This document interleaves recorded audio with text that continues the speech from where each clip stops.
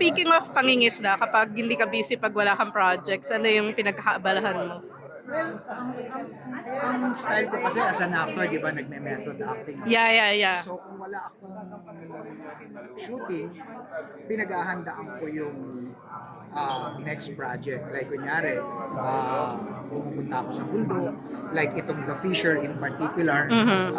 A month before our shoot, pumunta na ako sa location, sumama ako sa mga real fishermen, 3 days, 3 nights kami sa gitna ng laot. So, and vibe ko yun, na-experience ko yun.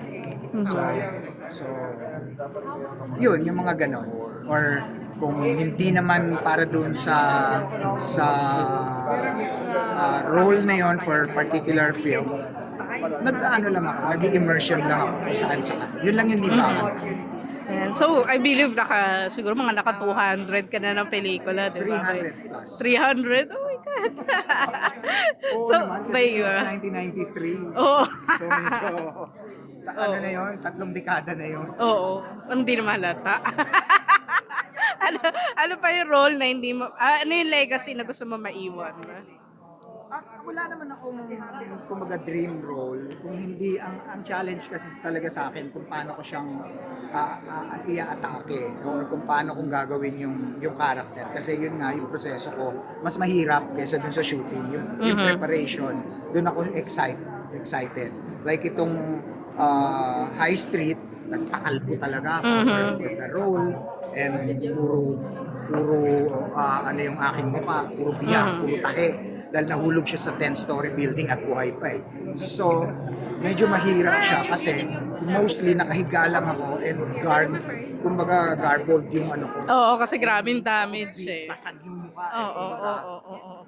Hirap siyang magsalita. And unti-unti na de-develop. So, may transition. Rehabilitation.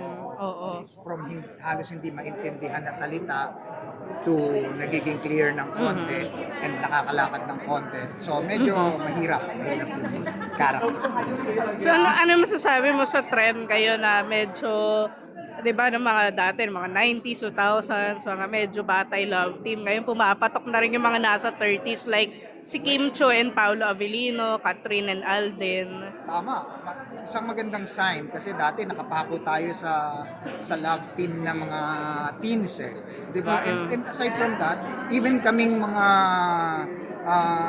kumbaga hindi kagwapuhan at hindi kabataan ng mga aktor nabibigyan din ng break, di ba? Even si John Arcilla nagli-lead, even ako nabibigyan ng mga break na kumbaga world na kasi talaga ang ating market o ang ating inspiration, hindi lang Pilipinas. So even sa ibang bansa naman, di ba, kahit yung mga European o yung kahit Korean o Thai, hindi naman laging bata ang kanilang mga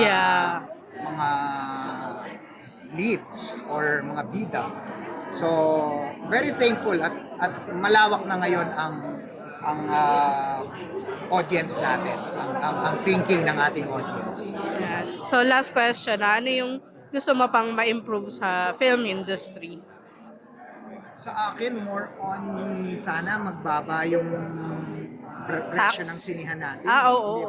Ang taas siya for a common. Magaganda na pelikula, hindi lang napapanood kasi sa kamahalan din talaga ng ating ticket, di ba? Ang mahal ng presyo ng sinihan. Yeah. So yung karamihan ng mga Pilipino hindi talaga siya ma-afford.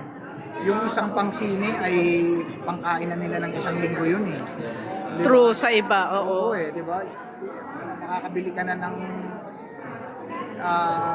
ilang kilong isda o ilang pirasong manok. Yeah. Di ba? So, sana magawa ng paraan kung paano mapagtutulungan na mapababa man lang yung presyo ng ating sinihan.